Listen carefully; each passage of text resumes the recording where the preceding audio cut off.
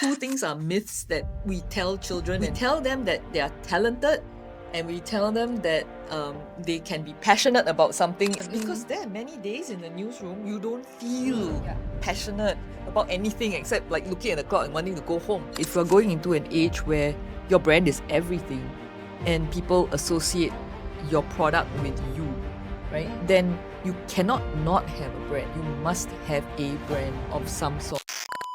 Hey Serene. Hi, nice to see you again after so long. So what are you up to? I work at the Heinrich Foundation currently. I am the historian there. And the organization has an incredible mission of advancing sustainability in global trade. So I'm having a blast writing about some of the trade history that is going back 60 years. Yeah, Okay. so and discovering a lot of new themes Right. about how the world operates and sustainability. Right. I remember when I first knew you, you were like a journalist or a writer. Yeah, In the okay. print I place. think, I am still a journalist. I Uh-huh. think I will always be a journalist at heart. I started off with the Straits Times, and then I worked in magazines for a long time, and then I went back to the Straits Times where I started the two student publications. Okay. And I was the founding editor of In and Little Red Dot. Ah. Younger people here will know, that may one. recognize those Correct. titles from being, in school and having to read it. Mm-hmm. And we ran very nerdy, the world's nerdiest competitions, the spelling championship Oh, and the the spelling current one. affairs quiz. Yeah, so Wow. that was all that. And then COVID happened at around the time that I had just left the Straits Times and SPH. So we started out, me and a couple of other great colleagues. We just decided one day that we would go out and do some storytelling. So that's what we did. And then when COVID was over, we decided to, like Avengers, right? We kind of disbanded. And then that's how I wound up as a historian. Yeah. I think all my pursuits throughout my life, I have enjoyed discipline and I have enjoyed incremental gains, a daily approach to getting better at something. So I think boxing, baking, and booking, writing books, creating stories is basically the same kind of mental, physical, and just the tactile experience of creating things. Right. I've always been somebody who loves creating things. I think all three of these pursuits are pretty much in my wheelhouse, Right. so I really enjoy them. Yep. I think we have like a whole list of questions, but like let's just jump into the most exciting bit, right? Okay. Hazel was asking me, what we want to talk about during this episode, and I think what I was hearing from you, which was a very, very interesting and relevant topic, I think for everyone, not just marketing and comms people, is what happens when someone takes credit for your work, like in a corporate office setting, jang jang jang, so you have been through the experience. Yeah. Maybe you want to share a bit more. Well, I think that taking credit for something is very normal, or has become very normal in any setting, not just the corporate setting, right? I have spoken to many people over the years, and every time I interview someone for a story or something, and if it's something good, everyone, it's human nature to want to say, "Oh, I came up with that. I'm part of it. That's mine. Yeah. No, that's mine, right?" Right. And if it's bad, then it's, oh, it's that guy. Yeah. And so it's very hard actually to give somebody credit where credit is due, and say, you know what, this is the work of not just me but the rest of my team as well. This person came up with this part of it, this person, and I think that it comes down to the fact that people feel insecure without having something, a badge. So I did this, we're a bit like scouts, we collect all these like Correct. buttons, right? Then we feel like, now okay, we are. I am somebody. And I think I personally have to learn all the time how to be myself without all these things and be okay with not having the need to claim credit for everything, right? I think when you are younger, you probably feel the need to shore up these accolades, but when you get older, you kind of like, you know what, it's okay. Yeah. But as for taking credit for something you didn't do, I think just don't lah. Okay. Yeah, stop it. Just don't do that. Are you able to share like what happened broadly without naming names, stuff like that? Oh, okay. So, are you speaking? If you're speaking about a specific incident, I think it's, I see this happen, and I am not a big commentator on social media. In fact, I judiciously avoid social media because I feel like it's actually antisocial, right? And misnomered. Um, I think it's very easy for people to claim credit for some of the things that I came up with. Some of the ideas with the spelling championship format, right? Or coming up with the way that Little Red Dot Right. is produced, having different elements and the school's program at the Straits Times, for instance. I came up with a lot of how things should be done over a long process of interrogating teachers, sitting down with Yep. students and saying, what do you want to see in a Right. publication? And there was a long process there before it kind of hit its stride.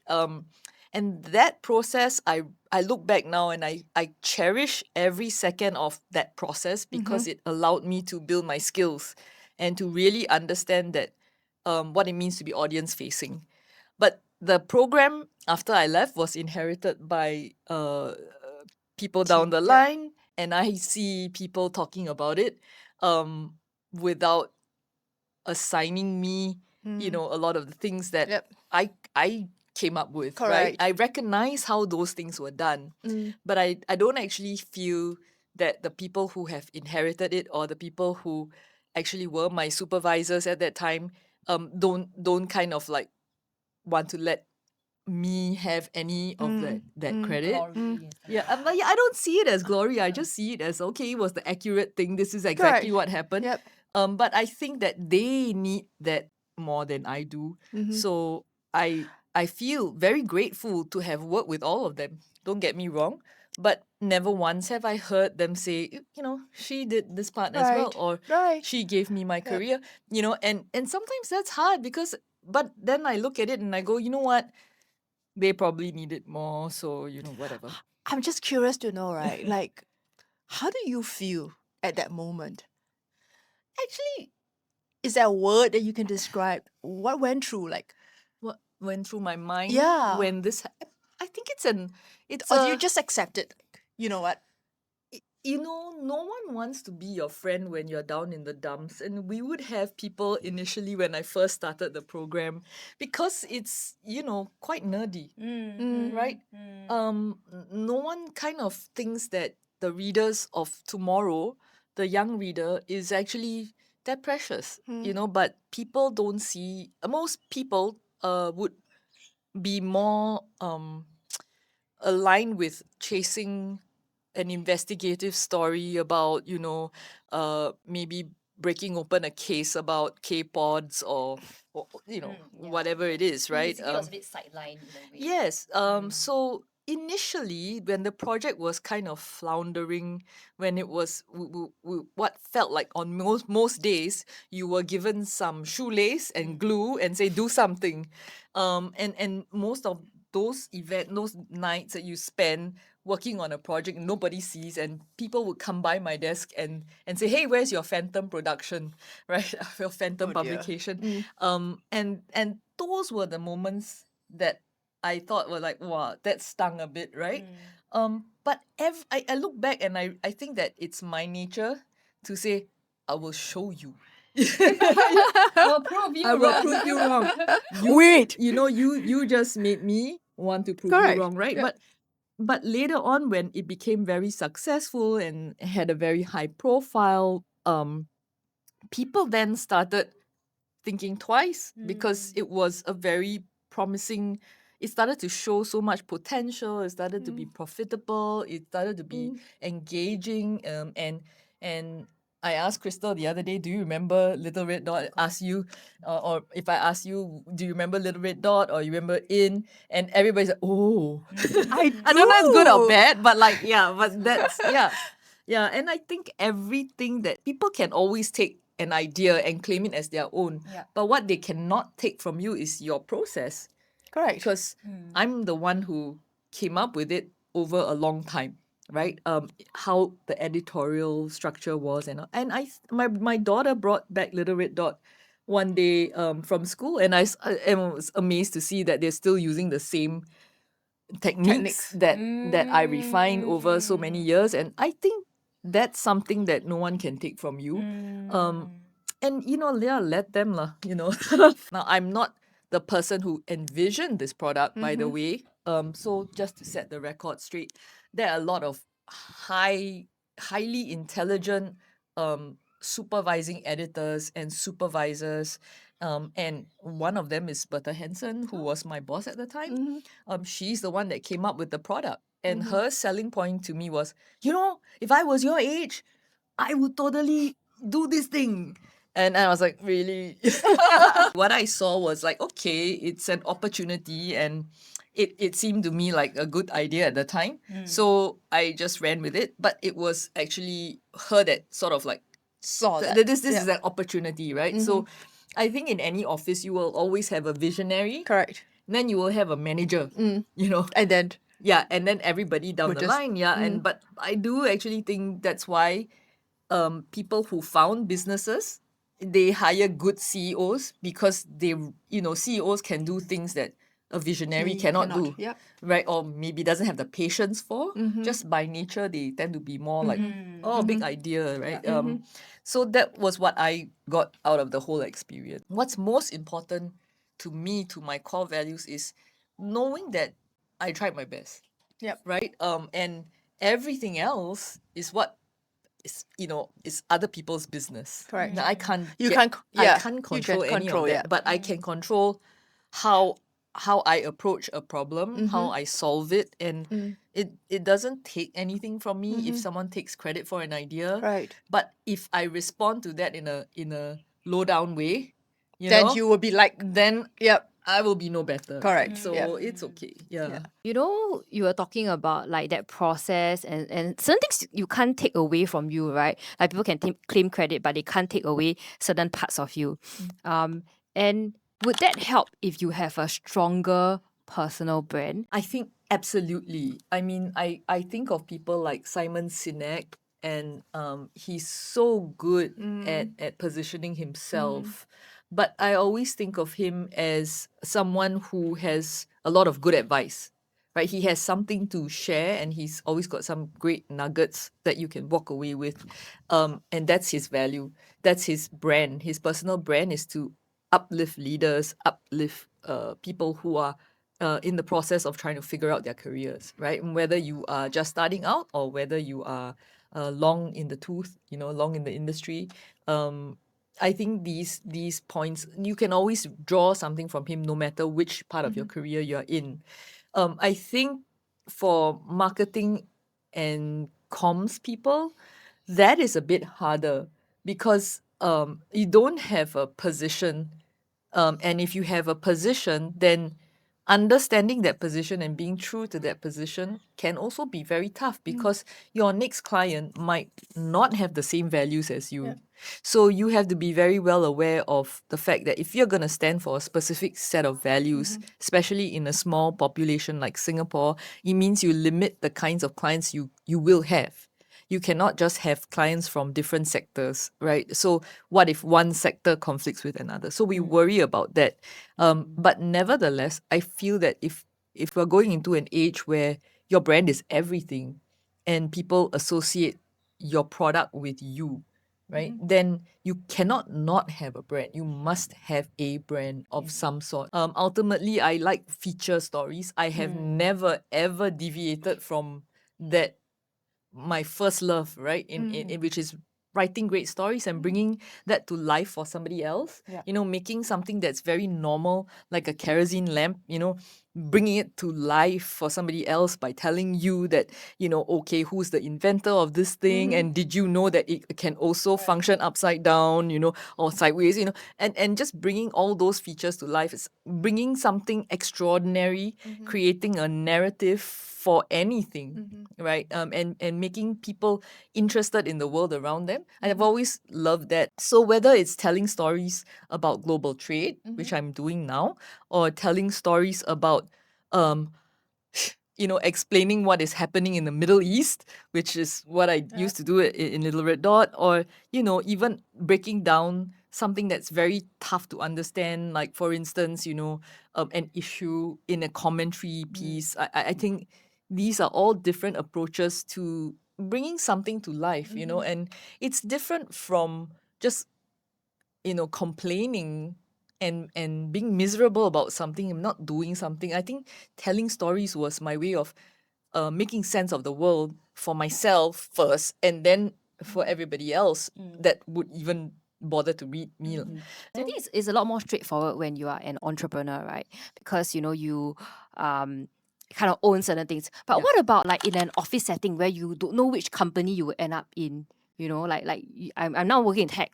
Then my next role will be in healthcare. Then what would my personal brand be in? You don't, of course, want to expose everything you are as a person, right? But any brand is the opposite, right? You have a brand that doesn't have a personality, and our jobs is to create this personality behind the brand, and we think about how this brand behaves if this brand was a human being.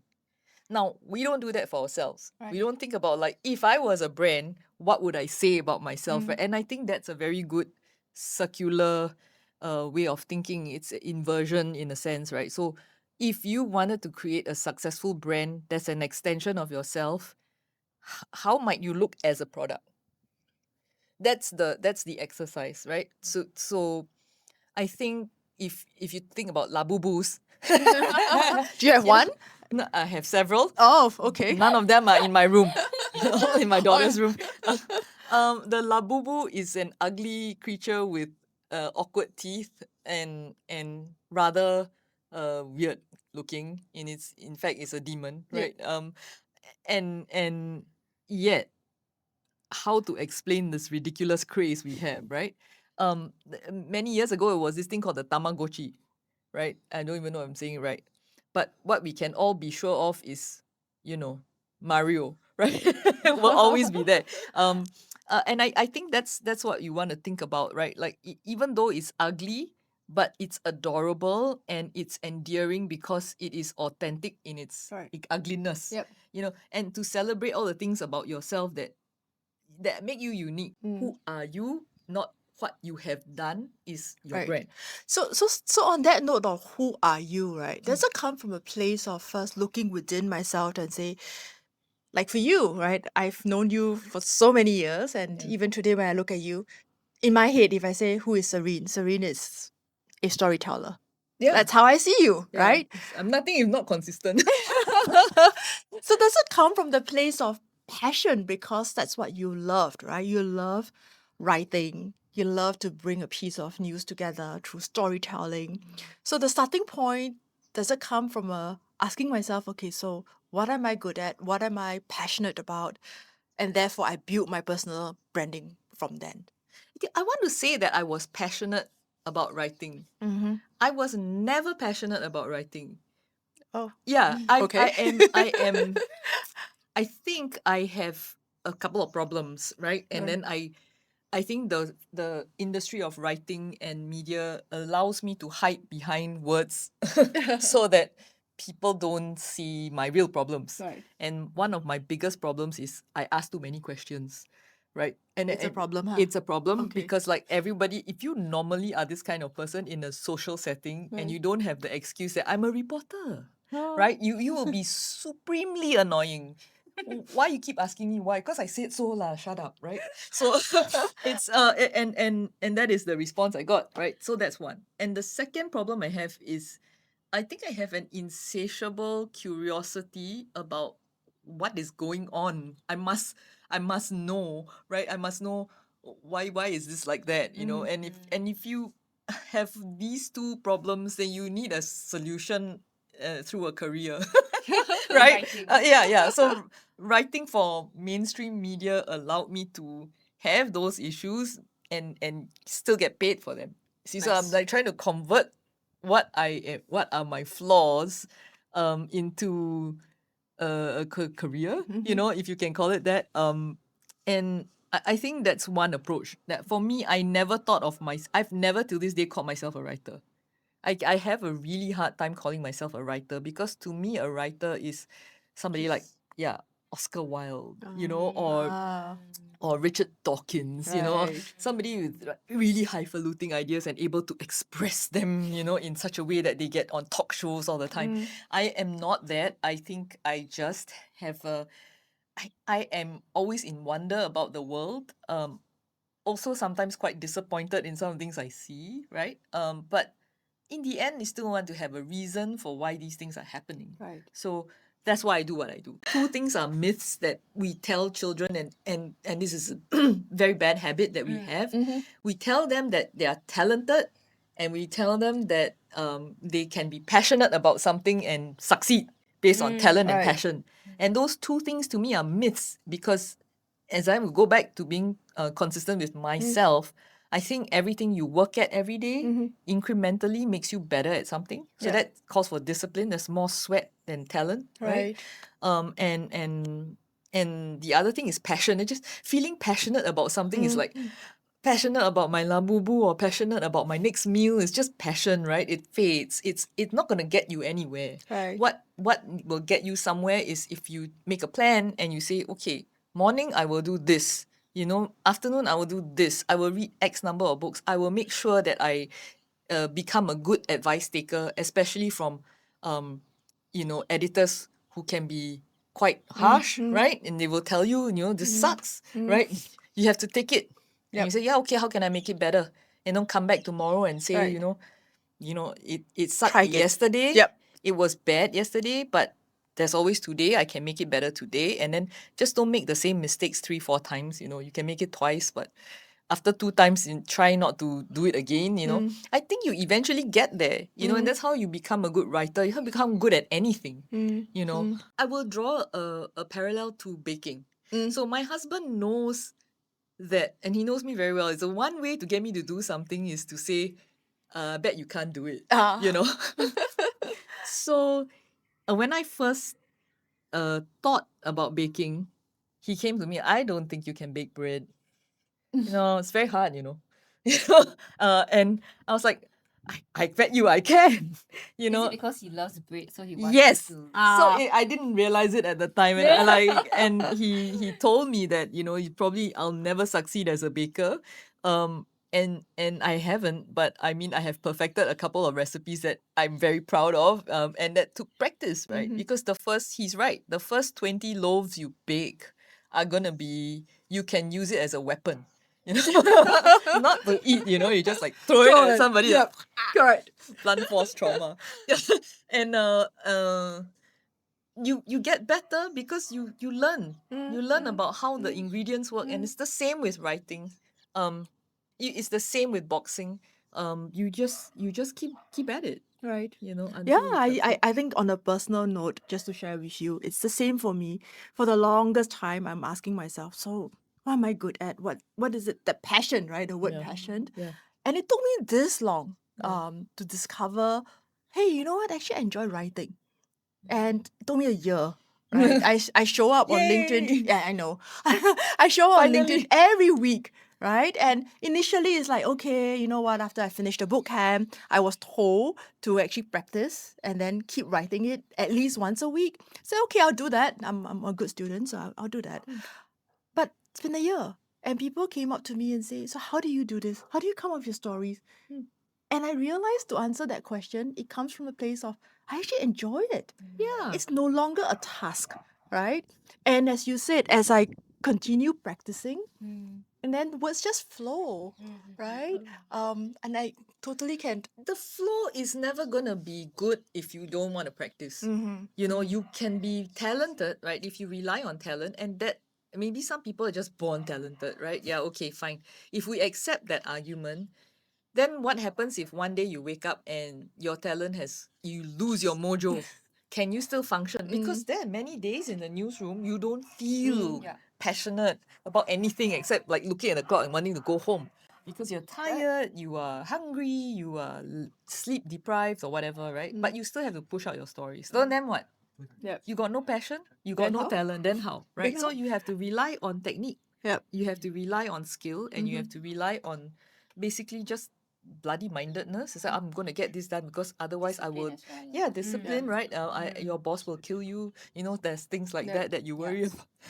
Tell each other, you know, it's okay you don't have talent, it's okay you don't have passion. You can still do this. Yep. You know? Absolutely. Yeah. What is one biggest lesson you've gained out of your entire career?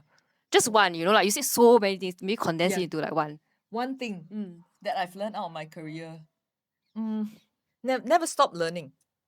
I love that. Because there's always everything that you go through is in service of your next assignment, and it can only get better if you are curious and are always learning about the world. And I'm not talking about Skills Future, God bless that program, but like it's not just about like chalking up 1, 2, 3 things. You know, I can put this as again, you know, with the accolades and the badges, right? I'm talking about a desire to really discover the world and not to lose sight of that, you know, and to constantly learn, because when you learn about the world, it makes you a more well-rounded individual. You enjoy so much more richness in your life, you know. There will be days that you just can't be bothered with your career. Let's just face it, right? You know, like who can wake up every single day and love the job that they have? Like it is a job. There will be bad days and there will be good days. But if you approach it as like, you know, today may not be as good as tomorrow, or today might be the best day ever. I don't know that. But I will take what I can from today and I will learn it and I will process it, and then I come back tomorrow and try something else. You know, like I think you are never gonna get defeated by the bad days, and you will celebrate the next victory you have much better. Thank you, Serene, for coming on this episode. If you like content like this, please remember to like, share, and subscribe.